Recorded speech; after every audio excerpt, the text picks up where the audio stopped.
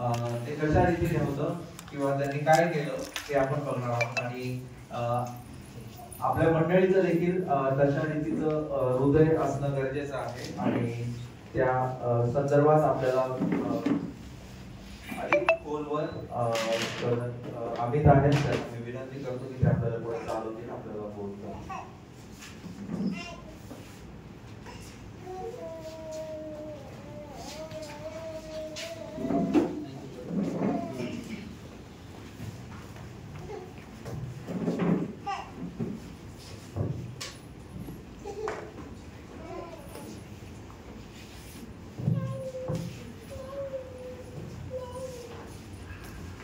Reformation संबंधित आपण काही मागच्या 2 सेशन मध्ये ज्या तपासण्या केल्या, नक्कीच त्याच्याने आपल्याला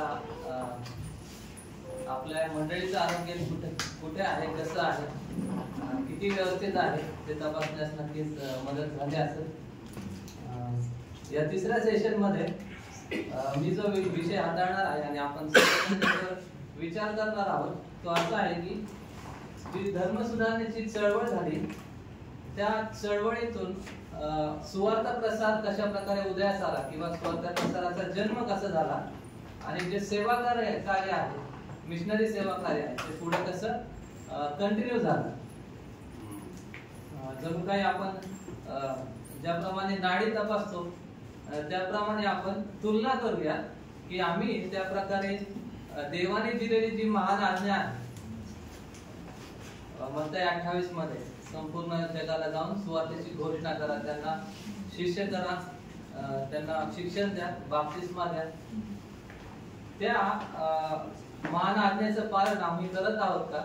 आणि जर करत आहोत तर नक्की प्रभूला गौरव असो. तर त्याच्यासाठी आपण हा इतिहास पुन्हा थोडक्यात पाहणार आहोत आणि सुवार्थ कार्याची सुरुवात कशी झाली आणि परमेश्वराने त्याच्या निवडलेल्या लोकांचा उपयोग कसा केला हे आपण त्याच्यामध्ये पाहूया.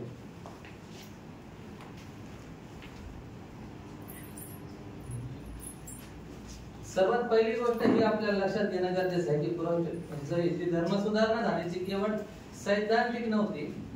केवळ लोकांचं जे रोमन कॅथलिक मंडळीचं जे चुकीचे सिद्धांत आहेत त्याचं करेक्शन करण्यामध्ये त्यांनी वेळ घालवला नाही.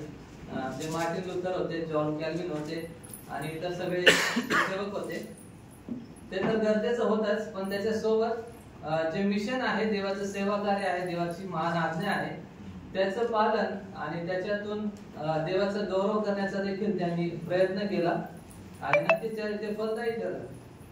आणि नेहमी असा एक गैरसमज लोकांना आहे की रिफॉर्मर्स फक्त मंडळीला सैद्धांतिक चुका दाखवत होते, परंतु खरं पाहता प्रेषितांच्या काळानंतर 2ऱ्या-3ऱ्या शतकानंतर ते 15व्या शतकापर्यंत जे सेवा कार्य झालं, मिशनरी सेवा कार्य झालं, त्याच्यामध्ये देखील मोठी सुधारणा झाली, मोठी चळवळ झाली, जागरूकता निर्माण झाली. आणि म्हणूनच देवाच्या वचनातून जेव्हा त्यांना सत्य समजलं तेव्हा त्यांनी उपदेश केले, त्यांनी वचनाचं भाषांतर केलं, पवित्र शास्त्रांचं भाषांतर केलं, लिखाण केलं आणि मिशनरी सेवक देखील जगामध्ये पाठवले. कारण त्यांना जी कृपेची सुवार्ता होती, देवाच्या कृपेची, देवाच्या प्रीतीची सुवार्ता, त्याचा नव्याने शोध लागला. जणू पुन्हा एकदा त्यांना शास्त्रातून कळालं की सत्य सुवार्ता काय आहे आणि ती आम्हाला काय करायला भाग पाडते. आणि म्हणून त्यांनी उपदेश केले, भाषांतर केले, लिखाण केले आणि मिशनरी सेवक पाठवले. आणि ज्याप्रमाणे रोम 1:16 मध्ये म्हटलेले की कारण मला ख्रिस्ताच्या सुवार्तेची लाज वाटत नाही, कारण प्रत्येक विश्वासणाऱ्याला ती तारणासाठी देवाचे सामर्थ्य आहे. आणि या सर्व लोकांना हे समजलं की सुवार्ता जी आहे ती देवाचं सामर्थ्य आहे. जर देवाची इच्छा आहे लोकांचं तारण व्हावं, तर लोकांपर्यंत काय पोहोचवणं गरजेचं आहे? सुवार्ता पोहोचवणं गरजेचं आहे. आणि म्हणून त्यांना हे समजलं की देवाची जी सुवार्ता आहे, ख्रिस्ताची सुवार्ता आहे, ती सामर्थ्यदायी आहे. त्याच्यामध्ये देवाचं न्यायपण आणि देवाचा चांगुलपणा हा प्रगट झालेला आहे. आणि म्हणून आपण पुढे जाऊन पाहूया की कृपेची सुवार्ता मिशनरी कार्याचा विस्फोट होण्यासाठी जणू काय कशी कारणीभूत ठरली. पहिली गोष्ट आपण पाहूया की धर्म सुधारणा आणि सुवार्थेची पुनर्प्राप्ती. जे रिफॉर्मेशन झालं आणि सुवार्ता कशी पुन्हा एकदा शास्त्रातून कशी ती खरी आहे, सत्य आहे, किती सामर्थ्यशील आहे ती प्रेषितांना कळाली, ती रिफॉर्मर्सला कळाली. आणि म्हणून त्यांनी काय केलं की रिफॉर्मर्स जे आहेत त्यांनी शास्त्रामध्ये प्रेषितांनी जी सुवार्ता घोषित केली आहे त्या सुवार्तेकडे ते पुन्हा वळाले. आणि त्यांनी सांगितलं की कारण शास्त्राप्रमाणे केवळ कृपेने आहे, केवळ विश्वासाच्या द्वारे आहे, केवळ ख्रिस्ताद्वारे ते होतं, ते कर्मांनी नाही, ते धार्मिक विधीच्या आचरणांनी नाही, ते पोप म्हटलेल्या मध्यस्थांच्या द्वारे नाही, ते मंडळीच्या पुढाऱ्यांच्या मध्यस्थीने पण नाही, आणि ते विकत देखील घेता येत नाही. ते केवळ विश्वासाने कृपेने आहे. आणि ही सुवार्ता आपल्याला शास्त्रामध्ये पाहायला मिळते. ज्यावेळेस पेत्राने पेंटिकॉस्टच्या दिवसाच्या अगोदर प्रेषितांच्या कृत्यामध्ये आपल्याला पाहायला मिळतं 3ऱ्या अध्यायामध्ये पेत्राने ज्यावेळेस भाषण केलं त्यावेळेस देखील त्याने येशू ख्रिस्त जो मसीह आहे तो कशा प्रकारे शास्त्रलेखाप्रमाणे देवापासून आला, तो अभिवचनाप्रमाणे होता, संदेश त्यांनी त्याच्याविषयी भाकीत केलं होतं, त्या मसीहाचं देहधारण झालं, तो मसीहा जगामध्ये आला, त्यांनी पवित्र निष्कलंक निर्दोष असं जीवन जगलं, वधस्तंभावरती त्यांनी पाप्यांसाठी बदली मरण सहन केलं, तो मरण पावला, तो पुनरुत्थित झाला, त्याचं स्वर्गारोहण झालं आणि तो पुन्हा येणार आहे. ही सुवार्ता त्यांनी गाजवली. केवळ प्रेषितांच्या कृत्यामध्ये नाही तर पुढे देखील सर्वत्र जे प्रेषित होते त्यांनी ही सुवार्ता गाजवली. आणि हीच सुवार्ता आहे. या सुवार्तेवरती विश्वास ठेवण्याच्या द्वारे पापाचं तारण होतं. आणि म्हणून रिफॉर्मर्सनी काय केलं की त्यांनी ते पुन्हा प्रेषितांनी घोषित केलेल्या सुवार्तेकडे ते वळाले. आणि त्यांनी दुसरी गोष्ट केली की कर्म आणि विधी यांच्यावर आधारित असलेलं जे जीवन आहे ख्रिस्ती जीवन ते त्यांनी नाकारलं. आणि म्हणून हे जे सिस्टम ऑफ पेनन्स होतं किंवा सिस्टम ऑफ इंडल्जन्स हे त्यांनी नाकारलं. रोमन कॅथलिक चर्च मंडळांना लोकांना असं शिकवत होते की तुम्ही या सर्व धार्मिक विधींचं आचरण करणं गरजेचं आहे, त्याच्याशिवाय तुम्हाला कारण नाही, त्याच्याशिवाय तुम्ही थेट देवाकडे जाऊ शकत नाही, तुम्हाला मध्यस्थांची गरज आहे, तुमच्या पापांच्या क्षमेसाठी या सर्व गोष्टी करणं गरजेचं आहे. तुम्हाला जर प्रार्थना करायची असेल तर तुम्ही थेट करू शकत नाही, पोपकडे जा, ते तुमच्यासाठी प्रार्थना करतील, याजकांकडे जा, ते तुमच्यासाठी शास्त्र वाचतील. आणि सर्व जे धार्मिक विधी आहेत जे देवाला आनंद देणारे आहेत ते सर्व काही तुम्हाला मध्यस्थांच्या द्वारे करावं लागतं. परंतु हे जे सगळं असत्य आहे ते सर्व जे रिफॉर्मर्स आहेत त्यांनी ते नाकारलं. आणि आपल्याला माहिती आहे की हे नाकारणं जे होतं ते सोपं नव्हतं. त्यांना प्रवाहाच्या विरोधात उभं राहावं लागलं. त्यांना लोकांचा रोष आणि जे पुढारी आहेत, पोप आहेत, याजक आहेत, कॅथलिक धर्माचे जे अधिकारी आहेत त्या सर्वांचा रोष, राग आणि द्वेष आणि छळ त्यांना सहन करावा लागला.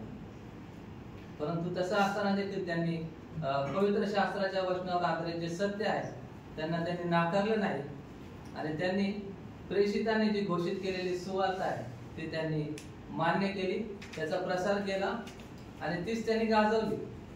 आणि म्हणून त्यांच्या प्रत्येक उपदेशामध्ये, प्रत्येक हस्तपत्रिकेमध्ये आणि पवित्र शास्त्राच्या भाषांतरामध्ये सर्वत्र सुवार्ता होती.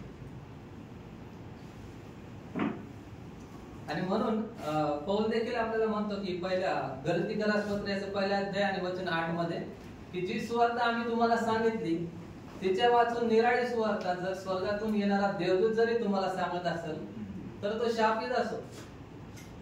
आम्हाला पवित्र शास्त्राच्या आणि प्रेषितांनी घोषित केलेल्या सुवार्तेची गरज आहे. आणि या निष्कर्षावरती ते पोहोचले की आम्ही पवित्र शास्त्राने सांगितलेल्या सुवार्तेवर विश्वास ठेवणं गरजेचं आहे आणि तीच सुवार्ता गाजवणं देखील गरजेचं आहे. दुसरी गोष्ट आपण पाहूया की मार्टिन लुथर यांचं सुवार्ता प्रसार करता असलेलं हृदय कसं होतं आणि त्यांनी ते हृदय असल्यामुळे त्यांनी कशा प्रकारे सेवा कार्य केलं. तर त्यांचे जे उपदेश होते ते सर्व काही सुवार्तेवरती आधारित होते. त्यांचा उपदेश पश्चाताप, विश्वास आणि ख्रिस्तावरती पूर्णपणे अवलंबून राहण्याबाबत होता. आणि लोकांना त्याच प्रकारे ते आवाहन करायचे. पवित्र शास्त्रातला कुठलाही परिच्छेद जो आहे तो ख्रिस्ताबद्दल सांगतो. आणि म्हणूनच प्रत्येक उपदेश जे आहे ते सुवार्थमय आहे, ते ख्रिस्ताविषयी आहे आणि ते ख्रिस्ताच्या वधस्तंभाकडे निर्देशित करणारे आहे. आणि म्हणूनच मार्टिन लुथर यांनी देखील जे उपदेश केले ते सर्व काही सुवार्तेवरती आधारित असे होते. आणि मार्टिन लुथर लिहितात की आम्ही या उद्देशाने सुवार्ता सांगावी की लोकांनी ती ऐकावी, विश्वास ठेवावा आणि त्याप्रमाणे करावे. ख्रिस्ती मनुष्य एक भिकारी आहे जो दुसऱ्या भिकाऱ्याला त्याला भाकर कुठून मिळाली याचा पत्ता सांगतो. सुवार्ता जी आहे आमची ती भाकर आहे आणि ती कुठून मिळालेली? ख्रिस्ताकडून मिळालेली, पवित्र शास्त्रातून मिळालेली आहे आणि ती सुवार्ता प्रेषितांनी घोषित केलेली आहे. दुसरी गोष्ट त्यांनी केली की पवित्र शास्त्रातून त्यांनी सुवार्ता प्रसार केला. आणि म्हणून आपल्याला माहिती आहे की त्या काळामध्ये जर्मन भाषेमध्ये पवित्र शास्त्र उपलब्ध नव्हतं. पवित्र शास्त्र केवळ लॅटिन भाषेमध्ये होतं, ग्रीक हिब्रू मध्ये होतं आणि ते देखील सर्वसामान्य माणसांना ते वाचण्याची मुभा नव्हती. त्यांच्यापर्यंत ते वाचणं देखील त्याच्यावरती त्यांना बंदी घातलेली होती. आणि जे तशा प्रकारे वाचतील किंवा त्याचा प्रचार करतील त्यांना शिक्षा होत असेल. आणि मार्टिन लुथरने पवित्र शास्त्राचं भाषांतर करून आणि सर्व प्रकारचा छळ स्वीकारून त्यांनी सर्वसामान्यांपर्यंत पवित्र शास्त्र पोहोचवलं. आणि त्यांचा विश्वास होता की सुवार्ता प्रसार होतो तेव्हा होतो जेव्हा लोकांपर्यंत देवाचं वचन लोकांच्या भाषेमध्ये वाचलं जातं किंवा ऐकलं जातं किंवा समजलं जातं. आणि म्हणून देवाचं वचन जे आहे, पवित्र शास्त्र जे आहे, लोकांच्या भाषेमध्ये असणं गरजेचं आहे हे त्यांना जाणवलं आणि त्यांनी पवित्र शास्त्राचं भाषांतर केलं. आणि म्हणून आम्हाला शास्त्र जे आहे ते आम्हाला आमच्या भाषेमध्ये प्राप्त झाले, ही देवाची कृपा आहे आणि त्याच्याद्वारे आम्हाला सुवार्ता समजते. तिसरी गोष्ट त्यांनी केली की गीतांद्वारे देखील सुवार्ता प्रसार केला. आपल्याला माहिती आहे a mighty fortress is our God हे जे गीत आहे त्या काळामध्ये जेव्हा रिफॉर्मेशन आलं आणि खूप छळ होत होता या लोकांचा, या सर्व लोकांचा, त्यावेळेस त्यांनी हे गीत लिहिले आणि त्याच्यामध्ये आपण सर्वस्वी प्रभू येशू ख्रिस्तावरती, देवावरती कशा प्रकारे अवलंबून असावं आणि तो आमचा कशा प्रकारे दुर्ग आहे, तो आमचं सामर्थ्य आहे आणि तो आम्हाला रक्षण देणारा आहे, याचे जणू काही एक विश्वास ते व्यक्त करत होते. आणि म्हणून त्यांचं मत होतं की ज्यावेळेस मंडळी जी आहे ती एकत्रितरित्या सुवार्तामय गीत गाते त्यावेळेस देवाचं वचन कार्य करतं, देवाचं वचन लोकांच्या हृदयापर्यंत पोहोचतं. देवाच्या लोकांचे हृदय जे आहे ते सुवार्तामय गीतांच्या द्वारे तयार होते. आणि म्हणून त्यांनी सुवार्ता प्रसार करणारी गीत देखील रचली आणि ती गायली. आणि पहिला मुद्दा हा होता की मार्टिन लुथर यांचा सुवार्ता प्रसार करता आपलं हृदय. पहिली गोष्ट त्यांनी केली की सुवार्ता प्रसार, सुवार्तेवरती आधारित उपदेश केले. दुसरी गोष्ट त्यांनी ही केली की पवित्र शास्त्रातून सुवार्ता प्रसार होतो म्हणून त्यांनी पवित्र शास्त्राचं भाषांतर केलं. आणि तिसरी गोष्ट त्यांनी केली की सुवार्ता प्रसारावरती आधारित गीत त्यांनी लिहिले आणि तशा प्रकारे गाण्यासाठी लोकांना आवाहन केलं. आपण मंडळीचं आरोग्य तपासत आहोत आणि म्हणून या ठिकाणी एक प्रश्न मला विचारावासा वाटतो. आपण त्याच्यावरती स्वतःला विचारू शकता की आम्ही सुवार्तामय गीत गातो का? आमच्या उपासनेमध्ये, आमच्या प्रार्थनांमध्ये आम्ही जेव्हा एकत्रित येतो त्यावेळेस आम्ही सुवार्तामय गीत गातो आणि आम्ही एकत्रित गातो का? आणि अशा प्रकारचे गीत लिहिण्यासाठी आम्ही उत्तेजन देतो. जर आम्ही आमचं मंडळीचं आरोग्य तपासत आहोत तर नक्की आम्हाला सुवार्तामय गीत गाणं, एकत्रितरित्या गाणं आणि सुवार्तामय गीत रचलं जाणं यासाठी आम्ही पुढाकार घेणे गरजेचं आहे. दुसरी व्यक्ती त्या काळामध्ये अतिशय सर्वांना माहित होती, प्रसिद्ध होती, ती म्हणजे जॉन कॅल्विन. पहिली व्यक्ती आपण पाहिली की मार्टिन लुथर, आणि त्यांनी कशा प्रकारे सुवार्थ प्रसारासाठी या सर्व गोष्टी केल्या, उपदेश दिले, त्यांनी पवित्र शास्त्राचं भाषांतर केलं, आणि तिसरी गोष्ट त्यांनी केली गीतांद्वारे देखील सुवार्थ प्रसार केला. मिशन कार्यासाठी जॉन कॅल्विन यांचा दृष्टांत. जेनिवा मध्ये जॉन कॅल्विन यांनी सेवा केली, आणि त्या ठिकाणी त्यांनी मिशनऱ्यांचं एक प्रशिक्षण केंद्र स्थापन केलं. आणि त्या जिनिव्हा मधून 1515 ते 1562 या फक्त 8 वर्षाच्या काळामध्ये शेकडो सुवार्थिक त्यांनी मंडळीच्या रोपणासाठी इटली, फ्रान्स आणि स्कॉटलंड, ब्राझील या ठिकाणी त्यांनी पाठवले. आणि कॅल्विन लिहितात की पृथ्वीच्या सीमेपर्यंत सुवार्ता पोहोचली पाहिजे, यासाठी की सर्वांनी तारण पाहावं. म्हणजे जॉन कॅल्विन यांचं हे हृदय होतं. मंडळी ज्यावेळेस लोकांना प्रशिक्षित करते आणि लोकांना पाठवते, त्यावेळेस देवाचा जो दृष्टांत आहे, देवाची जी आज्ञा आहे की सर्वांचं तारण व्हावं, पृथ्वीच्या सीमेपर्यंत सुवार्ता पोहोचावी, ख्रिस्ताचं नाव पोहोचावं, तर त्यासाठी मंडळी लोकांना प्रशिक्षित करते आणि लोकांना पाठवते. ज्यावेळेस सुवार्तेची घोषणा मंडळी करते, त्यावेळेस त्या महान आज्ञेचं आम्ही पालन करतो. आणि जॉन कॅल्विन यांचं जे हृदय होतं ते सुवार्थ प्रसारासाठी आणि देवाच्या सेवेसाठी अशा प्रकारचं होतं की त्याच्यावर आधारित त्यांनी जे ईश्वर विज्ञान आणि जे 5 तत्व आपण पाहिले की देव केवळ ख्रिस्ताद्वारे त्याच्या कृपेने मनुष्याचं तारण करतो, आणि त्या सुवार्थ कार्याला प्रेरित करणारे ईश्वर विज्ञान पवित्र शास्त्रातून जे आहे ते त्यांनी सांगितलं. आणि त्याच्यामध्ये त्यांनी सांगितले की देव जो आहे तो लोकांची निवड कसली अट न ठेवता विनाअट तो लोकांना निवडतो, आणि त्याच्यामुळे एक आत्मविश्वास निर्माण होतो, उदासीनता नाही, की देव जो आहे तो कसली अट न ठेवता लोकांना निवडतो. आणि पवित्र शास्त्र आपल्याला सांगतो की आम्ही कसली सत्कर्म न करता आणि आम्ही कसल्याही प्रकारचं देवाला संतुष्ट न करता जगाच्या स्थापनेपूर्वी देवाने आम्हाला ख्रिस्तामध्ये निवडलं, आणि त्याच्यामुळं आम्हाला एक आशा आहे की ज्यावेळेस आम्ही सुवार्ता देखील सांगतो, त्यावेळेस देव लोकांना निवडेल, आणि देवाने जर निवडलं आहे तर तो व्यक्ती सुवार्तेला प्रतिसाद देईल, सुवार्तेवर विश्वास ठेवेल, आणि तो तारला जाईल. आणि म्हणून ज्यावेळेस आपण हे समजतो की देवाने लोकांना विनाट निवडलेलं आहे, त्यावेळेस आपल्यामध्ये उदासीनता तयार होत नाही, तर आम्हाला आत्मविश्वास तयार होतो की देवाने जर निवडले आहे तर नक्कीच तो या व्यक्तीला देखील तयार आहे. आणि इफिस 1 पहिला अध्याय 4 ते 6, रोम 8 28 ते 30 या सर्व ठिकाणी आपल्याला पाहायला मिळतं की जगाच्या स्थापनेपूर्वी देवाने आपल्या पूर्वज्ञानामध्ये देवाच्या संकल्पाप्रमाणे त्यांनी लोकांना निवडलेलं आहे, यासाठी की लोकांनी त्याच्या पुत्राच्या प्रतिमेप्रमाणे बनावं.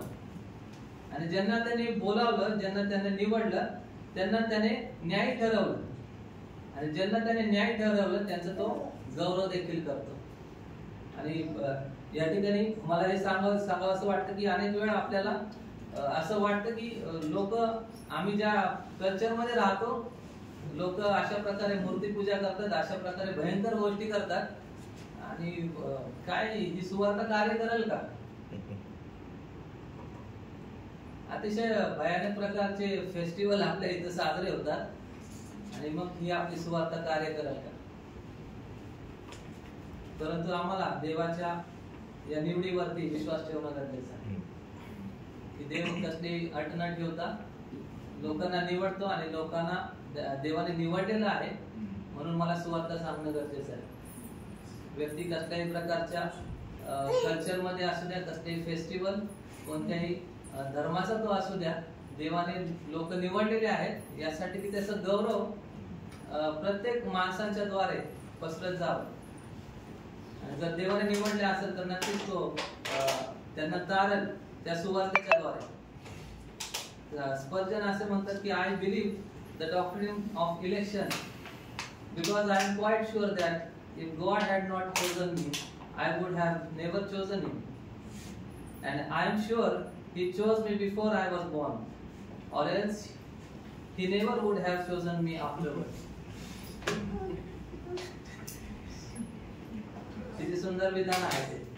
डॉक्ट्रिन ऑफ इलेक्शन वरती मी विश्वास ठेवतो मध्ये, कारण देवाने मला निवडलं. त्याने जर मला निवडलं नसतं तर मी त्याला कधीच निवडलं नसतं. आणि मला याची खात्री आहे, ते म्हणतात की मी जगाच्या स्थापनेपूर्वी त्याने मला निवडलं, नाहीतर मी कधीच त्याला निवडू शकलो नसतो. देवाने त्याच्या लोकांना निवडलं आहे, म्हणूनच वचनाच्या उपदेशाने खात्रीशीर फळ मिळतं. आम्हाला फळाविषयी चिंता करायची गरज नाही. आम्हाला सांगितलेले सुवार्ता